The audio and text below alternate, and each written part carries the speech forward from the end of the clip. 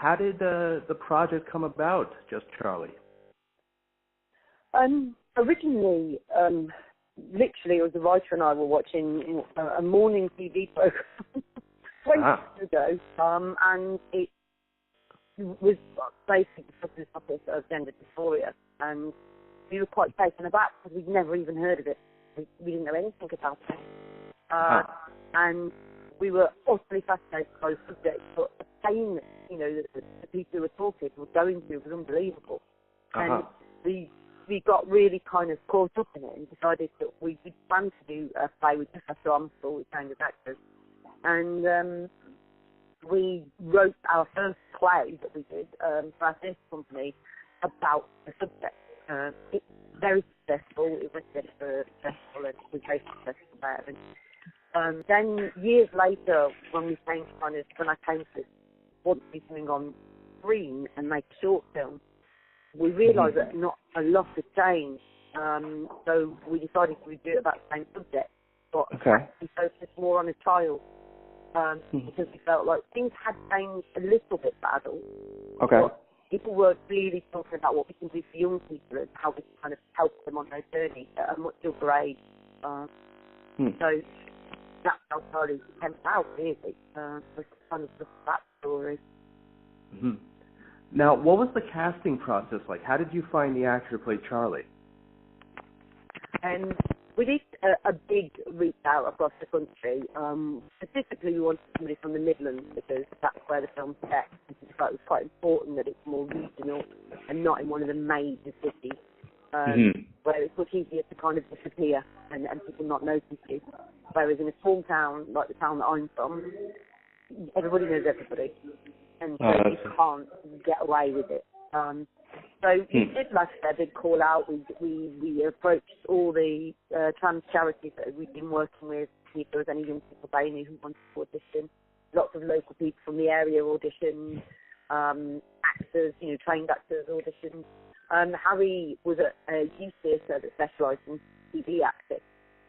So he came along, but originally he was kind of put forward to play Tommy, the friend. But I kind of knew straight away he was a Charlie, he wasn't a Tommy. And so he just kind of went through lots of rounds. We did a lot of rounds of auditions. And he kind of just kept growing, and we could see that he was really taking on board the subject and research and things that we gave everybody to do before the next round, just how he'd done. And he just kind of had that combination of naivety and innocence, which is actual quite a big emotional maturity. Which I think for a 14-year-old boy, it's quite rare just to find that level of, emotional maturity and not caring what his friends thought and things like that. So, but it was quite a long process. Auditioning people. I see. So, and speaking of the cast, what was it like working with this incredible cast and ensemble?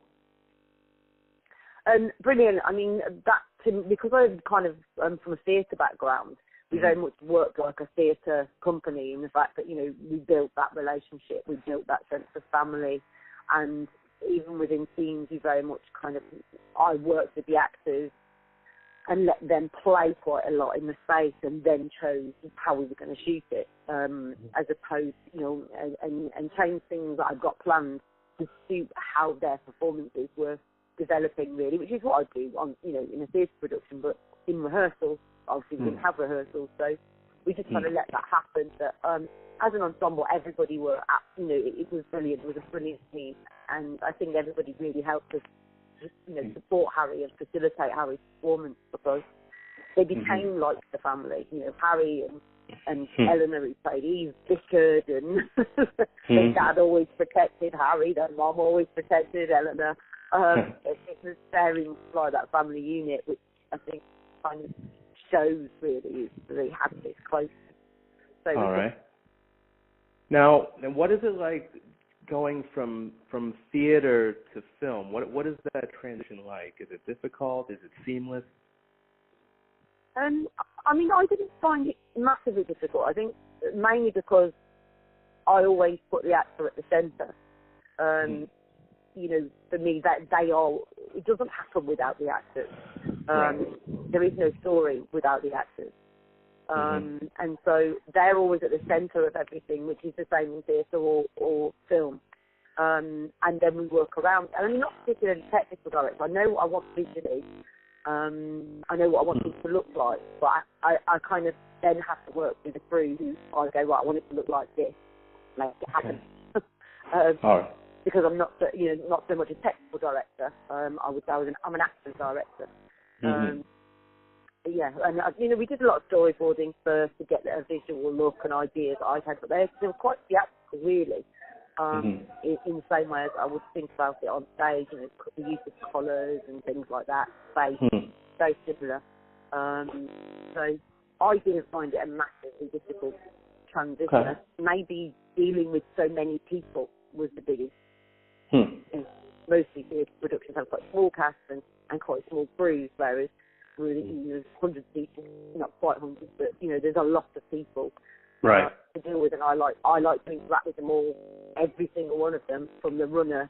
I will go and find and say good morning to every day, because I like to have that relationship with everybody, because I think that everybody's as important as everybody else. So that was quite different, having that many people that develop that relationship with. But that's really nice. That's great that you had that camaraderie, and I'm sure there was a very. Yeah. So was that the mood on set? It's very light, and let's get the job done. It's very can-do attitude. Yeah, I think so. Because of the budget we were working with, people were there for love more than money, and so it was really important that their experience on set was good. I mean, everybody that works on it was their first time in that position. So the DOP had never been a DOP before. He'd only been a first AD, and the editor had never edited a film completely on their own before, a feature. And so everybody was kind of stepping up to the next position. Okay. And so we all needed to be there to kind of support each other and get the best out of each other, really. Nice. So, but it proved to then be a very friendly atmosphere. Now, are there any filmmakers out there who have inspired your craft? There's lots. Lots for lots of reasons, but I think they change all the time. Like, I love Pedro Almodovar because of the way he plays theatrical, and he uses lots of symbolism and things like that. And I really like that theatricality and the symbolism and stuff. But then how clever people like David Fincher and things like that are, and Guillermo del Toro, and that very visual look. I think I'm a bit of a sponge. I like to watch loads of things and then just go, well, I like that they do, and I like that they do, and I'll just mush it all up and make something else. But I wouldn't say there's one. I mean, my kind of biggest influence kind of growing up was Pressburger and Powell, and watching things like A Matter of Life and Death and The Red Shoes. And again, they're really theatrical. And I suppose I kind of like the idea of a certain element of theatricality, but then with a truth, a realness about it. So yes, lots and lots of influences, really. What are some of your favorite movies of all time, if you could do like a top 3? I think probably A Matter of Life and Death, the Pressburger and Powell film, because that did really influence me. I absolutely love The Artist. I cried when I went to see The Artist. I cried about an hour after I finished watching it. I was just ecstasy. Not so much from what was in it, but I just thought it was one of the most perfect films I'd ever seen. I just thought it was stunning. Again, it's really theatrical. And probably Once Upon a Time in the West. I love Western. I absolutely love Western. So that's quite I really... Say again, sorry? No, it's just a very eclectic top 3 you have there. Yeah, quite different, but they're all kind of that. I don't know. They all are quite theatrical, but yeah. Okay. So, what do you hope to take away from Just? I think the main thing is really it's film about acceptance, and it's a film that I want people to to accept everybody's reaction, not just Charlie's, but the dads, the moms, the sisters, and everybody has their right to have their feelings that they have, and they kind of all have some justification in the way that they feel. And I think that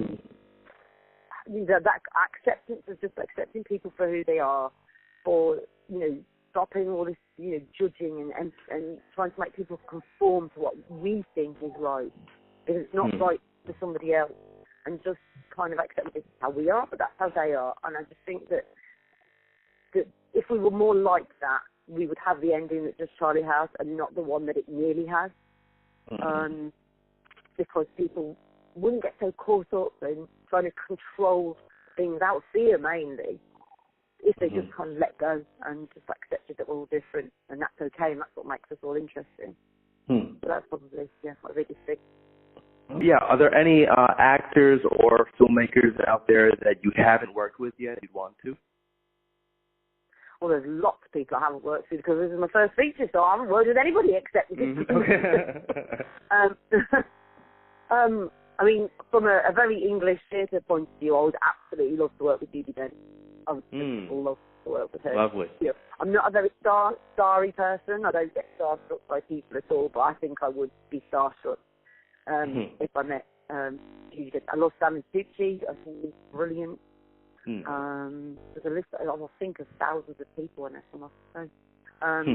But yeah, there's so many good actors out there that I would absolutely love to work with. But I actually really enjoy working with actors who aren't out there yet, who are kind of on the peripheries or nobody's discovered yet or whatever.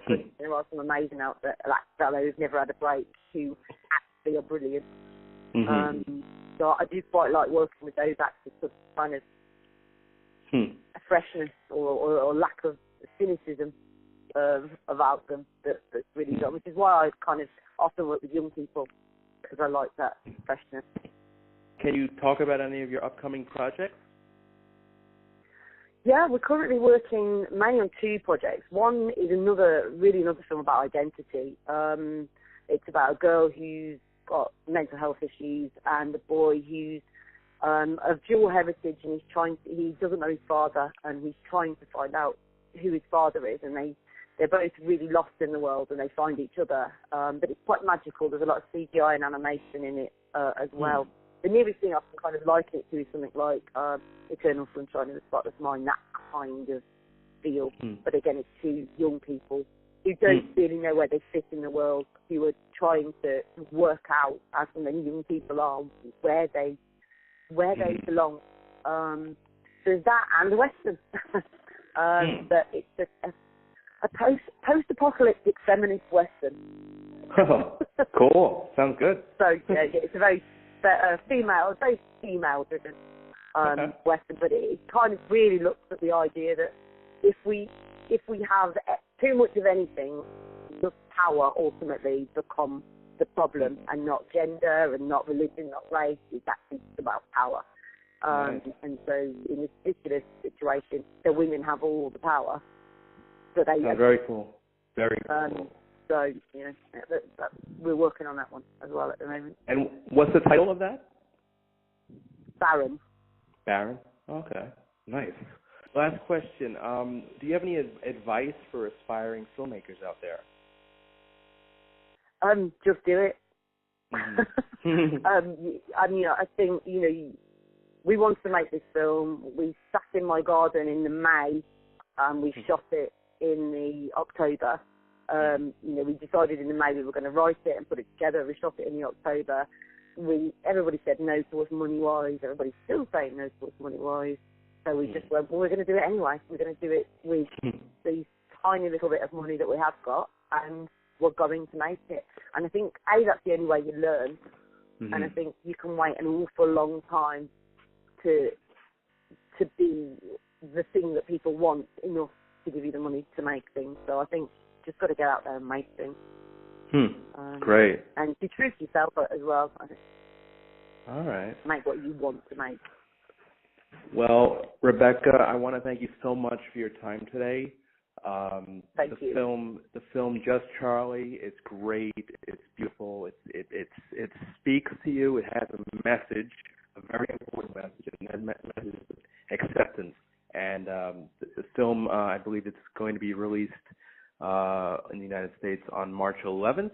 March 11th of last year. January 5th. Okay.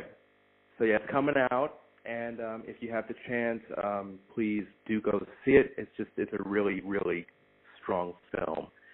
Rebekah, thanks again. And my name, again, is Randy Unger, and this has been Unger the Radar. Thanks so much. Thank you.